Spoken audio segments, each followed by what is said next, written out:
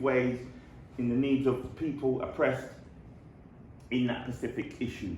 Yeah, these proposals are then discussed, yeah, with the audience, and then they're invited to take a vote on a proposal which they think this is the one that we should kind of push through. And then that is kind of given over to that panel in a way for them to really do the hard work after we're gone, because we ain't got time to be going to every single meeting for the next 6 months to follow it through on a Tuesday morning at 11 or 8:30 at night in some...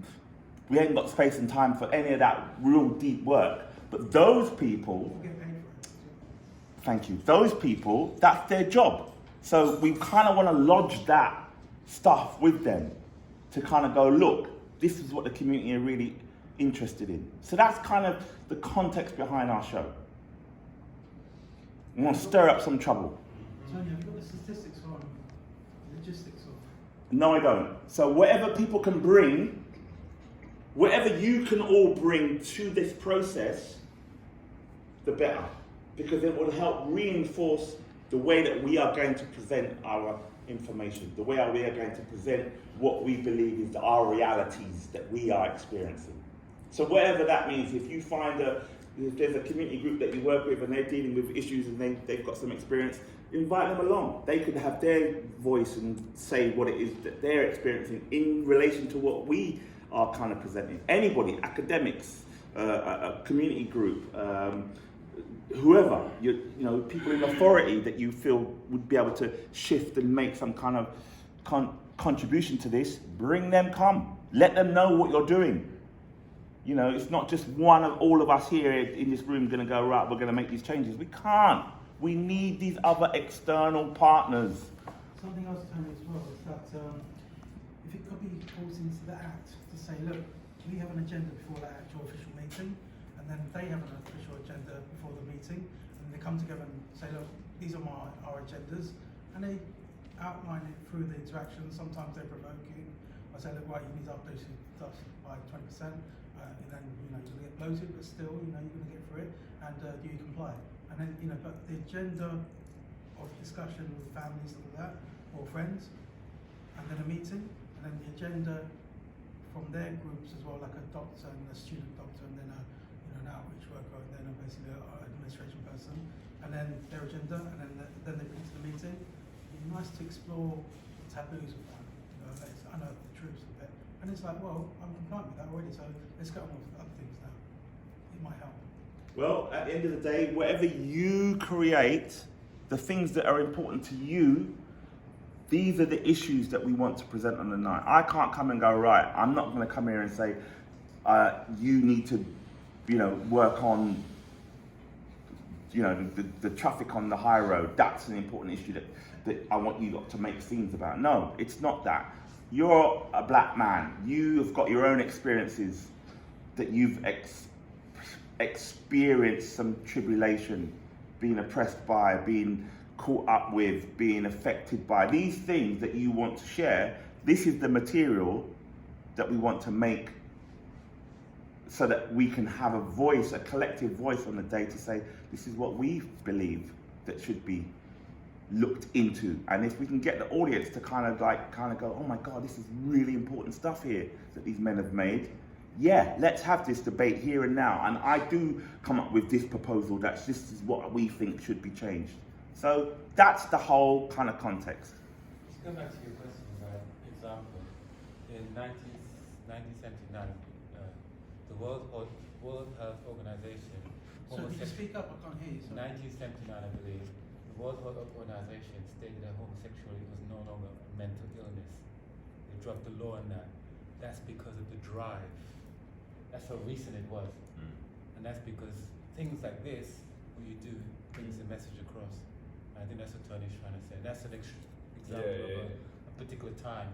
But I just think it'll be interesting to look at certain laws that are problematic within our community. We could talk about our experiences, definitely, but then if you talk about laws, that's a different thing. Yeah. For instance, you know what I mean. Like what we experience as black men in this society may not be printed in law. Yes. Yeah, it might be that, you know, when you go to a sort of help-seeking service, they have a policy and a procedure of how things are run here. Yeah. That could be an area for change. That, you know, people say, I don't really like this, the way that this is how you deal. My experience when I come here, this is how I feel and this is how I'm treated. And so therefore that, if there's enough of us, could say that this needs to change. That's exactly what we're after.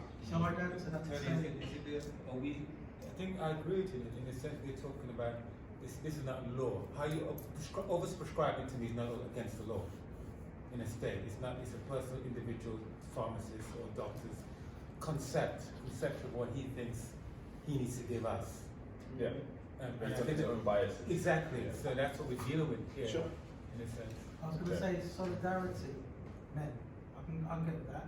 But I had a forum meeting in a Muslim group. The opening question was forced through, and he said, "Look, you're Muslim.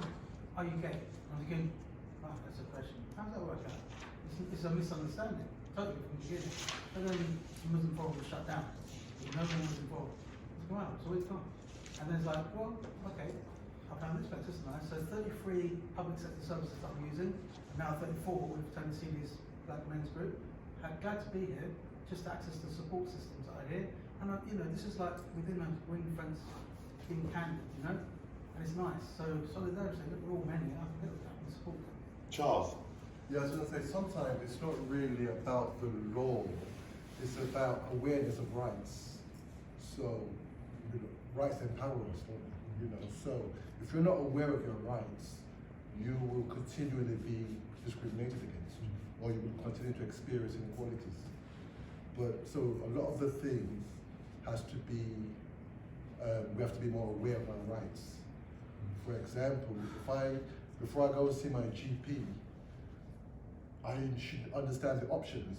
So if I do not want a whole bunch of medication, I should understand what options are there before I go into that space.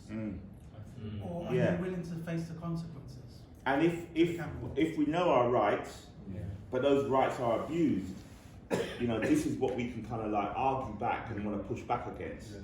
So I mean, and what needs to change. And if other people have got experiences of that, collectively, solidarity, we're coming together to really wave the flag and say, look, something needs to happen here. That's what we're saying. That's the context of what we're dealing with here. And involving health advocates. Yeah. And not only health advocates, but informing everybody else to be able to self-advocate for their own rights, for their own health rights. So if it's one thing that we're doing at the end of our cycle, because obviously this particular cycle finishes in end of March, and then we'll start again at some point in the future. But what we're kind of leaving, what we want to lodge behind, is this sense that this community have come together. They've made we've made this community engagement show performance that highlights these issues. We've got the community to come and kind of come up with some ideas about what should change and how these things should be changed. And all of that is kind of lodged with those decision makers on the panel and whoever's involved in other stakeholders that might be involved in that. So that we can leave that with them. And if we have space or time in the interim, following up afterwards, which is a whole heap of follow-up work without really any acknowledgement, pay and all that kind of stuff, do we have to follow that rabbit hole to see in the far distance, oh yeah, in 2023, that actual change came about, it was implemented, whether that's a public thing that's made an announcement or it's just done without anybody really knowing. It's a long thing to follow through all of that afterwards. But we want to lodge and say, look, this is our stuff, boom, and this is what people feel like they want to make the changes about, boom. And they want these people, the people upstairs who run this shit, the system, part of the system, to kind of go, look, we need to do something about this. This is what people are saying. That's what we're doing. We're leaving that behind for them to deal with, because we don't have space, time to follow up and go to every single meeting on a Tuesday morning at the council office or of an evening or whatever. We don't have time for that. I don't know about you, but I definitely don't have time. So we want to make sure that these things are going to come to fruition. That's the whole point of us doing this show and getting people to think about what new ways things need to be. Right, so that's kind of what that is. And so I've made just some notes about this evening. So in our last show, we kind of focused on sort of things to do with relationships and work, and family.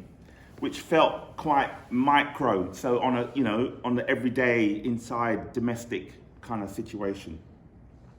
And because we're dealing with this kind of big changes, we need to sort of zoom outwards. Yeah, we need to zoom outwards and look at the bigger picture. And it's a way of looking at the system.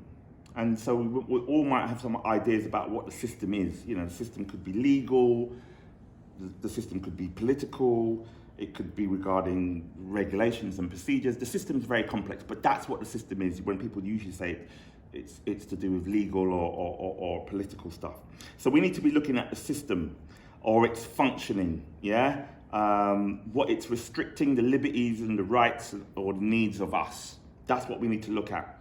And so tonight, we're just going to continue with the sort of, what are those systems in place that are strangling us, making our lives really difficult, not giving us a fair crack at the whip, not treating us in a way, in a way that's fair. And so those systems we know exist in our communities, in our societies. We want to look at those systems in a way and get some ideas of what does that look like, and we want to be creative with that, because also Jacques, who's doing the puppets, I think he's going to end up making some puppets that represent the system. And I was having a conversation with him last week about what this might look like, and I said, well, at the very least, it may not have a face, but it's got a body. And if you think about a system, for me, a system will have its mind, the mind of the system, and the body of the system. And the mind kind of, gives out these thoughts around control and power and abuse and unfairness. This is how it is here. And the body kind of, works in association to that. So what we want to be looking at is the sort of bigger systems that keep things in place that make us have difficult times, have difficult ways ahead. That's kind of what we're looking at tonight. And we just want to look at some examples of that, how authorities support or enable this system is kept in place.